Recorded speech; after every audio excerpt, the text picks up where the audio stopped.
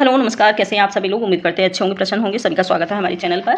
हमारे चैनल पर दो प्रकार से व्याख्या की जा रही है पुस्तकों की, यानी कि दो प्रकार से क्लास लिए जा रहे हैं। दो पुस्तकों की व्याख्या हो रही है, जिसमें एक पुस्तक है मनोज मिश्र की संक्षिप्त इतिहास, दूसरी पुस्तक है गोविंद पांडे और सरस्वती पांडे का हिंदी साहित्य का इतिहास। इन दोनों ही पुस्तकों की व्याख्या की जाती है। और जो लोग चैनल पर नए हैं, जो लोग अपने किसी भी टीजीटी पीजीटी या फिर नेट की तैयारी कर रहे हैं, तो सभी का स्वागत है हमारे चैनल पर। और चैनल को सब्सक्राइब जरूर कर लीजिएगा। तो इसमें अभी हमारी लौकिक साहित्य चल रहा है। लौकिक साहित्य में कुछ पॉइंट हो चुके हैं। जो लोग नहीं जुड़े हैं चैनल से, वो वीडियो की प्लेलिस्ट में जाकर जरूर देख लें, सारे पॉइंट मिल जाएंगे आपको इसमें। तो अभी हम देखेंगे इसका पॉइंट नंबर 6 है। इसमें है रचना रडमल छंद। बहुत ही महत्वपूर्ण आदिकालीन रचना है रडमल छंद, ठीक है। इसके लेखक माने जाते हैं श्रीधर व्यास। रचना का समय माना जाता है 1454 विक्रम, ठीक है। इसके बाद इसके कुछ विशेष तथ्य हैं रडमल छंद के। तो देखेंगे रडमल छंद के विशेष तत्व कौन से हैं। इस रचना में ईडन के राठौर राजा रडमल के द्वारा पाटन के सूबेदार जफर खां के विरुद्ध प्राप्त की गई विजय का वर्णन है। महत्वपूर्ण है रडमल छंद। इसमें जो वर्णन है वो है रडमल ईडन के राजा राठौर और रडमल के द्वारा पाटन, ठीक है। ईडन के जो राजा थे राठौर रडमल, उनके द्वारा पाटन के सूबेदार जफर खां के विरुद्ध युद्ध हुआ और उसमें इन्होंने अपना युद्ध में विजय प्राप्त की। उसी का उल्लेख है रडमल छंद में, ठीक है। विजय का वर्णन है। इसके साथ ही दूसरा पॉइंट है, वर्तमान में इसके केवल 70, ठीक है, ऊपर 84 कहीं दिए हैं, 84 इसमें माने जाते हैं, लेकिन इसमें वर्तमान में 70 छंद उपलब्ध होते हैं, जो डॉक्टर दशरथ, ठीक है, दशरथ शर्मा, ठीक है, डॉक्टर दशरथ शर्मा द्वारा रास और रासानवी काव्य में संकलित है, ठीक है। इनकी एक रचना है डॉक्टर दशरथ शर्मा की। उस रचना का नाम है रास रासानव्य काव्य। उसी में इन्होंने इसका संक्षिप्त उल्लेख किया है, ठीक है। ये महत्वपूर्ण पॉइंट है रडमल छंद के। इसके बाद देखेंगे महत्वपूर्ण जो कवि हैं हमारे, बहुत ही महत्वपूर्ण भूमिका निभाते हैं हमारे हिंदी साहित्य जगत में, वो हैं अमीर खुसरो, ठीक है। अमीर खुसरो को माना जाता है, ये समय के आधार पर हम कर रहे हैं, ऐसा नहीं बोलिएगा कि ये तो खड़ी बोली के हैं, तो ये खड़ी बोली के जरूर कवि रहे हैं, लेकिन इनका जो समय काल है वो 1200 के लगभग है, जो आदिकाल का समय माना जाता है। आदिकाल का समय हमारा कितना है, 1000 से लेकर के 1050 से लेकर के 1375 ईस्वी ये समय काल दिया है आचार्य रामचंद्र शुक्ल ने। 1050 से 1375 आदिकाल का समय है, इसीलिए इसमें आए हैं अमीर खुसरो का समय। तो अमीर खुसरो को हम समय देखेंगे, इसमें इनका समय है 1255 ईस्वी से लेकर के 1312 विक्रम, ठीक है। ये समय है 1255 से 1312 ईस्वी अमीर खुसरो का जन्म हुआ है। जन्म स्थल देखेंगे, इनका है गांव पटियाली, जिला एटा, ठीक है। ये एटा जिला के हैं, जिसका पटियाली जगह है एक गांव, वहां पर अमीर खुसरो का जन्म हुआ था। इसके बाद इनकी मृत्यु का समय है, मृत्यु है 1324 ईस्वी, यानी कि 1381 विक्रम, ठीक है। यहाँ 12 विक्रम है, यहाँ पर 81 विक्रम है, ठीक। पूरा नाम इनका जो माना जाता है, महत्वपूर्ण ये पॉइंट है, बहुत बार आता है अमीर खुसरो का पूरा नाम। तो पूरा नाम है अब्दुल हसन, ठीक है।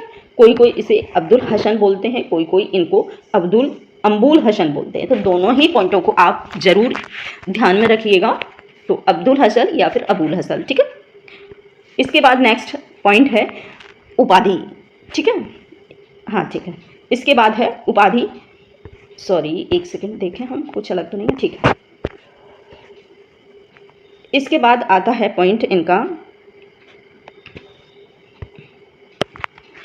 इसके बाद पॉइंट आता है इनका उपाधि, ठीक है। उपाधि खुसरो सुखन, ठीक है। यह है उपाधि मात्र 12 वर्ष की आयु में युजूर विद्वान ख्वाजा नियामुद्दीन द्वारा प्रदान की गई थी। प्रश्न बनता है कि अमीर खुसरो को कौन सी उपाधि 12 वर्ष की उम्र में मिली थी। तो हम बता सकते हैं कि इनको जो 12 वर्ष की उम्र में मिली थी उपाधि, वो थी खुसरो सुखन, ठीक है। खुसरो सुखन की उपाधि इन्हें 12 वर्ष की उम्र में प्रदान की थी, ठीक है, इजुर विद्वान ख्वाजा इजुमुद्दीन के द्वारा। दूसरा है इनका उपनाम, उपनाम तुर्क ये अल्लाह इनको कहते हैं। दूसरा है तोताए हिंद कहते हैं इनको। और नेक्स्ट पॉइंट है हिंदुस्तानी तूती। इनका बहुत बार पॉइंट बनता है कि तोताए हिंद किसको कहा जाता है, या अमीर खुसरो को कौन सा इनका उपनाम है। तो ये 3 उपनाम हैं, तुर्काए अल्लाह, दूसरा है तोताए हिंद और हिंदुस्तानी तूती। ये 3 नामों से इनको जाना जाता है, 3 उपनाम हैं इनके। इसके बाद इनके गुरु की बात करते हैं, तो गुरु हैं इनके निज़ामुद्दीन औलिया, ठीक है। निज़ामुद्दीन औलिया इनके महत्वपूर्ण गुरु रहे हैं। बात आती है इनकी रचनाओं की, तो रचनाएं इनकी लगभग 8 रचनाएं प्रचलित हैं, जो है पहली है खालिकबारी, दूसरी है पहेली, मुरकियाँ, गज़ल, 2 सुखने और नुही सिंह पर, ठीक है, नूह सिंह पर। और नेक्स्ट जो रचना है वो है नजराने ये हिंद, ये रचना है। हालात ये कन्हैया, ये इनकी महत्वपूर्ण रचनाएं हैं अमीर खुसरो की। तो याद करने के लिए कुछ ट्रिक का भी उल्लेख करते हैं। ट्रिक है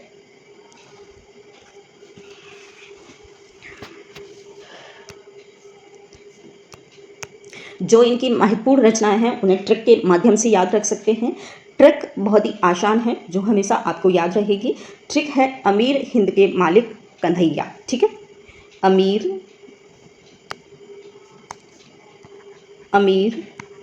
हिंद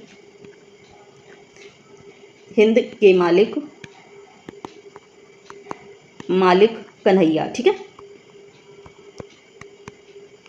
ये महत्वपूर्ण ट्रिक है अमीर खुसरो की महत्वपूर्ण रचनाओं को याद रखने की, जो आप कभी नहीं भूलेंगे।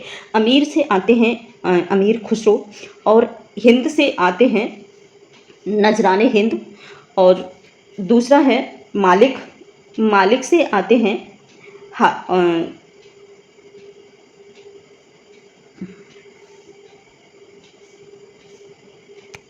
मालिक में है खालिक को याद रखिएगा, खालिक से बने हैं मालिक, ठीक है।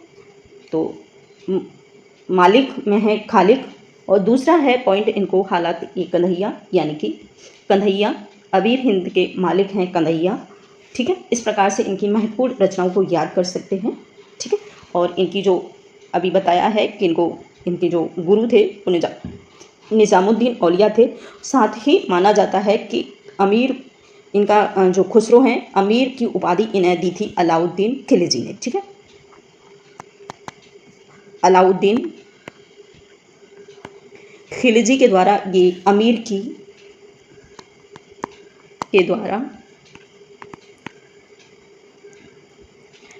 की उपाधि मिली थी, अमीर की उपाधि दी गई है, ठीक है। तो आप लोग इसे याद रखेंगे। एक तो है अमीर हिंद के मालिक कन्हैया, जिससे हम इनकी रचनाओं को याद कर सकते हैं। दूसरा है कि इनकी जो उपाधि थी, अमीर खुसरो की जो उपाधि थी, वो अमीर की उपाधि किसने दी है, वो है अलाउद्दीन खिलजी ने, ठीक है। अमीर से अलाउद्दीन, इसको आप रिलेट करके याद रख सकते हैं। दूसरा है कि इनके गुरु का नाम था निज़ामुद्दीन औलिया, ठीक है। इसके बाद इससे रिलेटेड कुछ पॉइंट हैं, उनको भी देख लेंगे।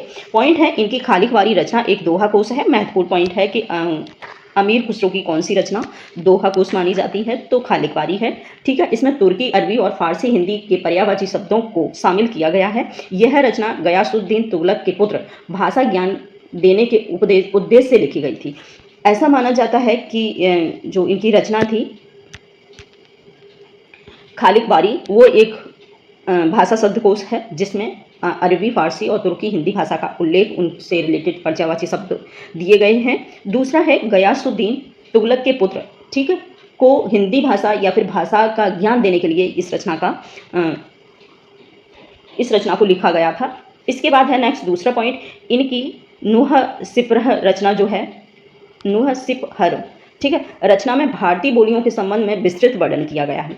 तीसरा पॉइंट है इनको हिंद इस्लामी समन्वित संस्कृति का प्रथम प्रतिनिधि कवि माना जाता है। बहुत अच्छा पॉइंट है, आप लोग इसको नोट कर सकते हैं कि हिंदी इस्लामी समन्वित संस्कृति का प्रथम कवि किसे माना जाता है, तो अमीर खुसरो को। इसके बाद है ये खड़ी बोली हिंदी के प्रथम कवि हैं, ठीक है। ऐसा माना जाता है कि इन्होंने खड़ी बोली में सबसे पहले रचना की थी अमीर खुसरो, इसी के लिए प्रसिद्ध हैं कि खड़ी बोली में पहले रचना करने वाले जो कवि हैं वो अमीर खुसरो हैं। इसके बाद नेक्स्ट दूसरा है पॉइंट, ब्रज और अवधि को मिलाकर काव्य रचना करने का आरंभ इन्होंने किया था। ब्रज भाषा और अवधि भाषा को मिलाकर रचना करने का जो शुभारंभ था वो अमीर खुसरो ने किया था। इसके बाद नेक्स्ट दूसरा पॉइंट है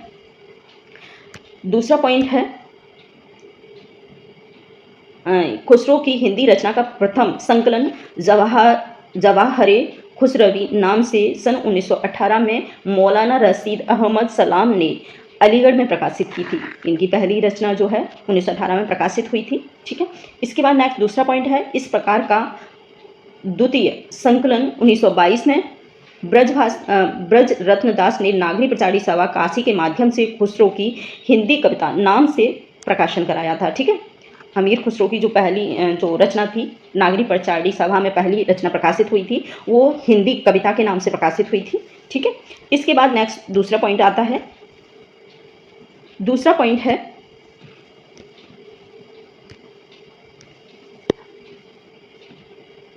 डॉक्टर रामकुमार वर्मा ने इनको अवधि का प्रथम कवि भी माना है। बहुत ही महत्वपूर्ण ये पॉइंट है कि और उलझाने वाला पॉइंट है कि किसने अमीर खुसरो को अवधि भाषा का प्रथम कवि माना है, जबकि जो अमीर खुसरो हैं वो खड़ी बोली के लिए ही प्रथम कवि माने जाते हैं, इसी के लिए वो प्रसिद्ध हैं। लेकिन यहाँ रामकुमार वर्मा कुछ अलग हटकर बोलते हैं। इनका मानना है कि रामकुमार वर्मा ने इनको अवधि भाषा का पहला कवि माना है। बहुत ही मतलब महत्वपूर्ण और एकदम अपोजिट पॉइंट है, तो ज़रूर याद रखेंगे इस पॉइंट को। इसके साथ ही ये अपनी पहेलियों की रचना के कारण सर्वाधिक प्रसिद्ध हुए हैं। इनकी पहेलियाँ बहुत हैं, एक थाल मोती से भरा और सबके सर पर उल्टा धरा, ऐसे करके इन्होंने बहुत सारी पहेलियाँ दी हैं। आप सभी लोगों ने जानी होंगी इनकी बहुत ही पहेलियाँ, हम बचपन में इनको खूब करते थे, तो वही इन पहेलियों के लिए ये बहुत ही प्रसिद्ध रहे हैं अमीर खुसरो। ठीक है। इसके साथ और इनसे रिलेटेड पॉइंट हैं, वो हैं मैं हिंदुस्तान की तूती हूँ। ये पॉइंट बहुत आता है, तो आप सभी से रिक्वेस्ट है इस पॉइंट को ज़रूर अपने नोट्स में ऐड कर लेंगे एग्ज़ाम के लिए। ठीक है। मैं हिंदुस्तान की तूती हूँ, अगर आप भारत के बारे में वास्तव में कुछ पूछना चाहते हैं तो मुझे पूछो, ऐसा इन्होंने चैलेंज किया था। ठीक है, कि मैं हिंदुस्तान की तूती हूँ और अगर किसी को हिंदुस्तानी भाषा में यानी कि भारत के विषय में कुछ पूछना चाहते हैं तो आप मुझसे पूछ सकते हैं। ये चैलेंज इन्होंने दिया था, बहुत ही महत्वपूर्ण पॉइंट है, तो इसलिए आप लोग ऐड कर लेंगे अपने नोट्स में। इसके बाद नेक्स्ट पॉइंट है, इन्होंने गयासुद्दीन बलबन से लेकर के अलाउद्दीन और कुतुबुद्दीन मुबारक शाह तक कई पठान बादशाहों को ज़माना देखा है। माना जाता है कि इनके समय काल में बहुत सारे विदेशी और बादशाह आए जिनका शासनकाल इन्होंने अपनी आँखों से अनुभव किया, अपने हृदय से देखा उनको और महसूस किया है। तो जिसमें इन्होंने लिखा है गयासुद्दीन बलबन से लेकर के अलाउद्दीन और कुतुबुद्दीन मुबारक शाह, ऐसे बहुत ही महत्वपूर्ण बादशाह रहे हैं जो इनके शासनकाल में थे, इनके समय काल में थे, जिनको इन्होंने महसूस किया है। इसके बाद नेक्स्ट दूसरा पॉइंट बनता है, खुसरो के गीतों और दोहों में प्रयुक्त भाषा को देखकर प्रोफेसर आज़ाद को यह भ्रम हुआ था कि ब्रज भाषा से खड़ी बोली अर्थात इनकी अरबी फारसी ग्रसित उर्दू रूप निकल पड़ी है। ऐसा इनको महसूस हुआ था कि इनकी जो भाषा है उसमें ब्रज भाषा और खड़ी बोली का जो मिश्रित रूप है वो एक अरबी फारसी यानी कि उर्दू की भाषा का रूपांतरण है, ऐसा इन्होंने माना है प्रोफेसर आज़ाद सिंह ने। ठीक है, प्रोफेसर आज़ाद को ऐसा महसूस हुआ। इसके बाद नेक्स्ट दूसरा पॉइंट है, ये आदिकाल में मनोरंजक पूर्ण साहित्य लिखने के लिए बहुत ही प्रसिद्ध रहे हैं, ये सभी जानते हैं, इन्होंने मनोरंजक साहित्य बहुत लिखे हैं। दूसरा पॉइंट है खुसरो की कुछ प्रसिद्ध पहेलियाँ। ठीक है, यहाँ पर कुछ इनकी बहुत ही जो फेमस पहेलियाँ हैं जिसके लिए ये जाने जाते हैं, तो वो पहेलियों को इन्होंने यहाँ उल्लेख किया है। पहली है, एक थाल मोती से भरा सबके सर पर औंधा धरा।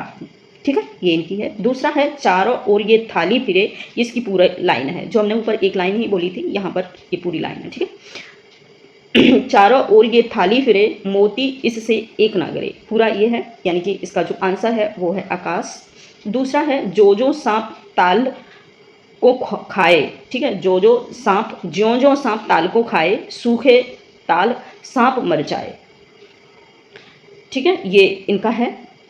अच्छा, एक और लाइन है इससे ऊपर, एक नार ने अचरज किया, सांप मार पिंजड़े में दिया। ये है, यहाँ से स्टार्ट है। एक नार ने अचरज किया, सांप मार पिंजड़े में दिया। दूसरे लाइन है इसकी, जो जो सांप ताल को खाए, सो सो सूखे ताल सांप मर जाए। ये महत्वपूर्ण है, यानी कि इसका जो आंसर है दिया और बत्ती है, क्योंकि नारियाँ ही मोस्टली दीपक को जलाती हैं, तो यहाँ पर इन्होंने रिलेट करके लिखा है, एक नार ने अचरज किया, सांप मार पिंजड़े में दिया, यानी कि बत्ती को सांप जैसा बना करके उसे जला दिया। ठीक है, इसके बाद है नेक्स्ट दूसरी इनकी पहेली है, अरथ को इसका बूझेगा, अरथ तो इसका बूझेगा, मुंह देखो तो सूखेगा। ठीक है, दूसरा है जिसका आंसर है दर्पण। ठीक, दूसरा है एक नार दो को ले बैठी, एक नार दो को ले बैठी, टेढ़ी होके बिल में बैठी, जिसके बैठे उस सुहाए, खुसरो उसके बलबल जाए। पाजामा है जिसका जो आंसर है, जिसका अर्थ है वो है पजामा। पजामा के लिए इन्होंने कहा है एक नार दो ले बैठी, यानी कि दो पाजामे के पार्ट होते हैं, उसी को कहा है। इसके बाद नेक्स्ट और कुछ पॉइंट, बस इतना ही पॉइंट है अमीर खुसरो के विषय में। तो थैंक यू। जो लोग हमारे चैनल पर नए जुड़े हैं तो सभी से रिक्वेस्ट है, सभी से प्रार्थना है, चैनल को ज़रूर सब्सक्राइब कर लें और इस चैनल का फ़ायदा ज़रूर उठाएं अपने नेक्स्ट एग्ज़ाम के लिए। तो थैंक यू।